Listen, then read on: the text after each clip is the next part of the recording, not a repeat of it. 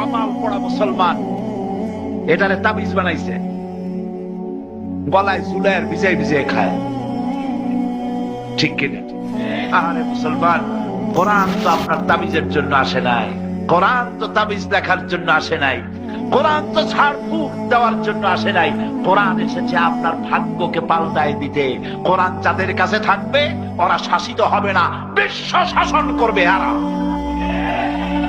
কিন্তু কোরআনের কাছে আপনারা মনে করবেন না যে আমি ঝাড়ফুঁকের বিরোধিতা করলাম, না, ঝাড়ফুঁক করা যায়, রাসূলুল্লাহ নিজেও করেছেন।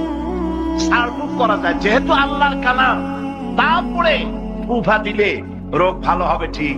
কিন্তু আমি মাঝে মধ্যে কথাটা এভাবেও বলি, কলম দিয়া কিন্তু কান চুলকানো যায়, যায় না?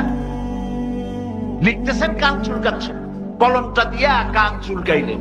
এখন কেউ যদি এই দৃশ্য দেখে মনে করলে তো ভালো কাজ, আমি আরো আঙ্গুল দিয়ে গুদাগুদি করি, কলম দিয়েই তো ভালো কাম হয়। সে এক দোকানে গিয়ে বললো, ভাই আমার একটা কলম দেন, আমি কান চুলকাবো। কলম দিয়ে কান চুলকানো যায়, কিন্তু কান চুলকাবার জন্য কলম তৈরি হয় নাই। কথা বুঝে আসছে? কোরআন ঝাড়ফুঁক করা যায় ঠিক, কিন্তু আপনার ফুফা দিয়া জ্বর বুলিহা মেয়ের বিয়ে দেওয়া, চাকরিতে প্রমোশন হওয়া আর দোকানদারিতে উন্নতি হওয়ার জন্য কোরআন শরীফ আসে না।